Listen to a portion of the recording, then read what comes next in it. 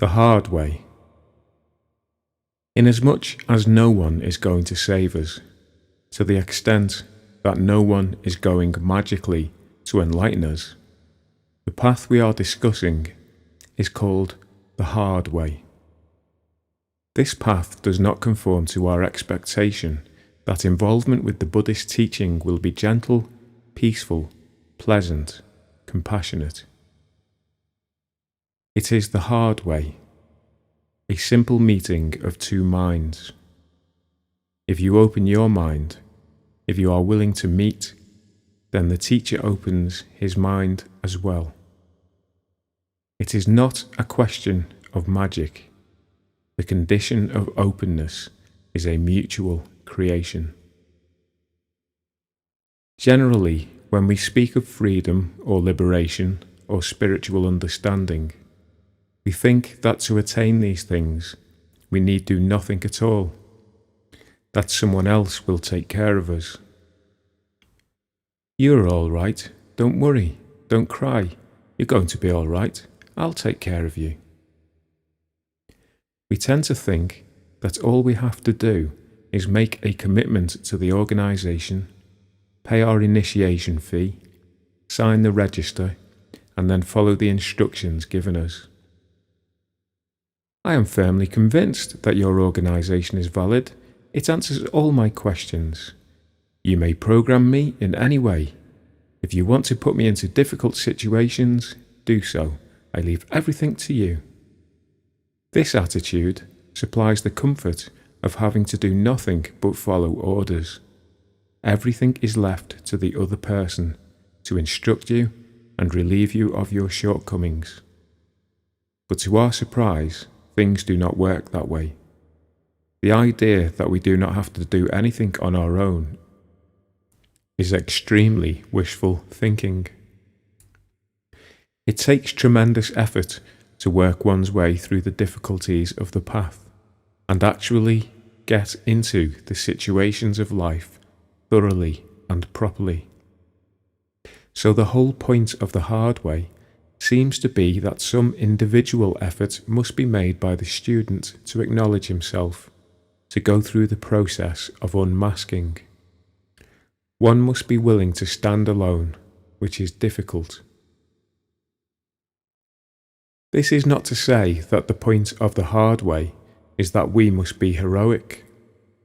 The attitude of heroism is based upon the assumption that we are bad, impure, that we are not worthy and are not ready for spiritual understanding. We must reform ourselves, be different from what we are. For instance, if we are middle-class Americans, we must give up our jobs or drop out of college, move out of our suburban homes, let our hair grow, perhaps try drugs. If we are hippies, we must give up drugs, cut our hair, throw away our torn jeans. We think that we are special, heroic, that we are turning away from temptation. We become vegetarians and we become this and that. There are so many things to become. We think our path is spiritual because it is literally against the flow of what we used to be. But it is merely the way of false heroism. And the only one who is heroic in this way is ego. We can carry this sort of false heroism to great extremes, getting ourselves into completely austere situations. If the teaching with which we are engaged recommends standing on our heads for 24 hours a day, we do it. We purify ourselves, perform austerities, and we feel extremely cleansed, reformed, virtuous. Perhaps there seems to be nothing wrong with it at the time. We might attempt to imitate certain spiritual paths, such as the American Indian path, or the Hindu path, or the Japanese Zen Buddhist path. We might abandon our suits and collars and ties, our belts and trousers and shoes, in an attempt to follow their example. Or we may decide to go to northern India in order to join the Tibetans. We might wear Tibetan clothing and adopt Tibetan customs. This will seem to be the hard way, because there will always be obstacles and temptations to distract us from our purpose. Sitting in a Hindu ashram, we have not eaten chocolate for 6 or 7 months, so we dream of chocolate or other dishes that we like. Perhaps we are nostalgic on Christmas or New Year's Day, but still we think we have found the path of discipline. We have struggled through the difficulties of this path and have become quite competent, masters of discipline of some sort.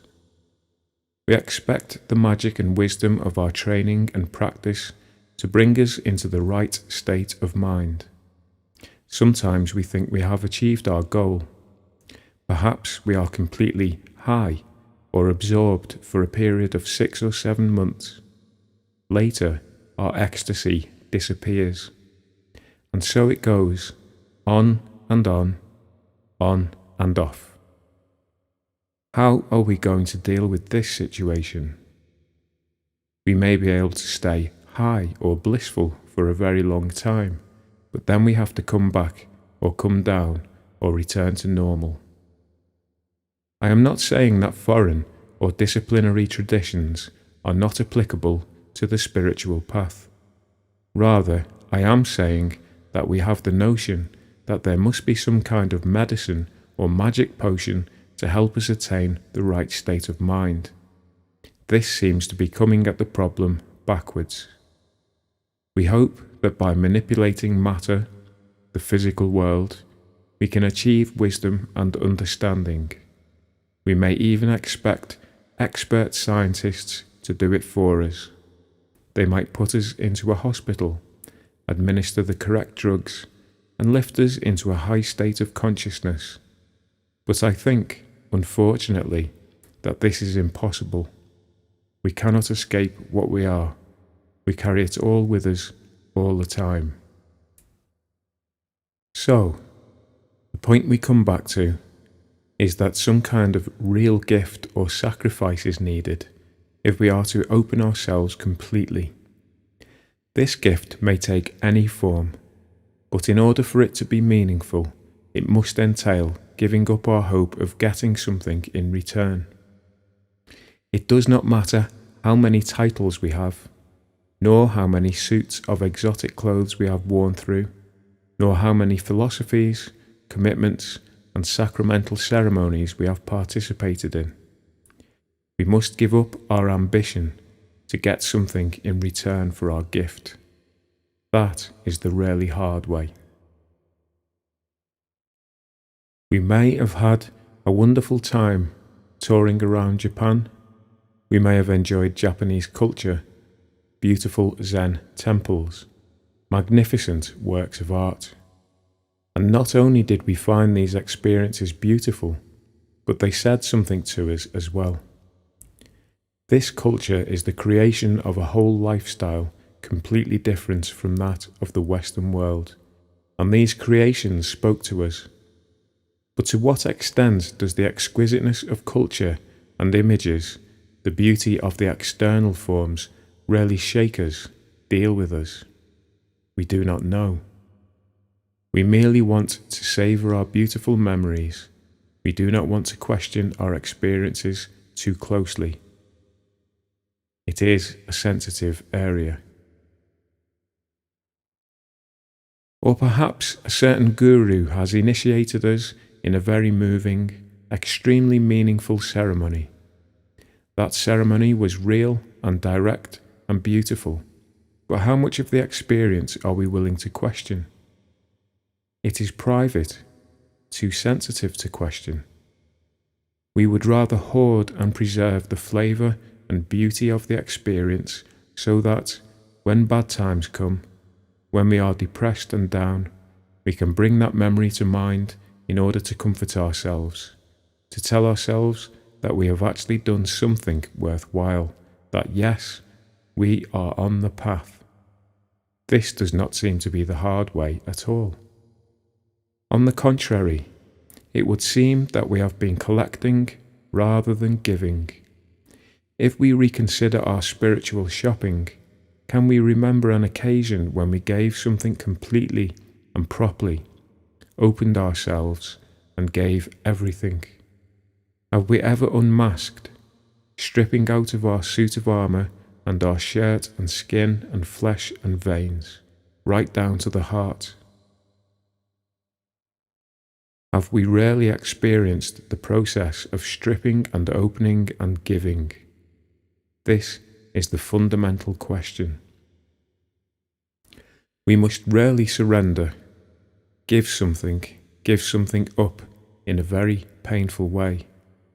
We must begin to dismantle the basic structure of this ego we have managed to create. The process of dismantling, undoing, opening, giving up is the real learning process.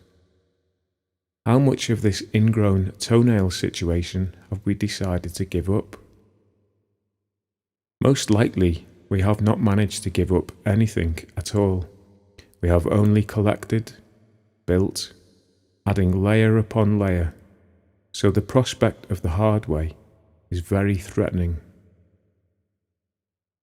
The problem is that we tend to seek an easy and painless answer. But this kind of solution does not apply to the spiritual path, which many of us should not have begun at all. Once we commit ourselves to the spiritual path, it is very painful and we are in for it. We have committed ourselves to the pain of exposing ourselves, of taking off our clothes, our skin, nerves, heart, brains, until we are exposed to the universe. Nothing will be left. It will be terrible, excruciating, but that is the way it is. Somehow, we find ourselves in the company of a strange doctor. He is going to operate on us, but he is not going to use an anesthetic, because he rarely wants to communicate with our illness.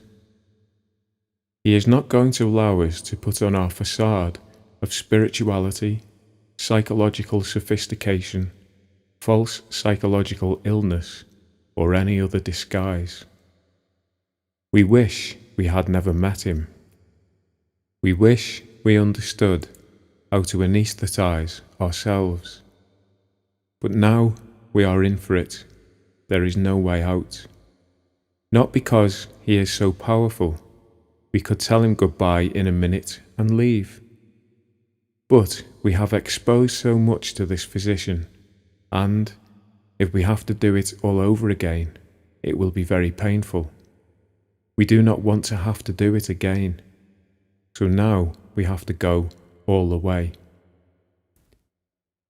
Being with this doctor is extremely uncomfortable for us because we are continually trying to con him, although we know that he sees through our games. This operation is his only way to communicate with us, so we must accept it. We must open ourselves to the hard way, to this operation. The more we ask questions, "What are you going to do to me?" the more embarrassed we become, because we know what we are. It is an extremely narrow path with no escape, a painful path. We must surrender ourselves completely and communicate with this physician. Moreover, we must unmask our expectations of magic on the part of the guru, that, with his magical powers, he can initiate us in certain extraordinary and painless ways. We have to give up looking for a painless operation. Give up hope that he will use an anesthetic or sedative so that when we wake up, everything will be perfect.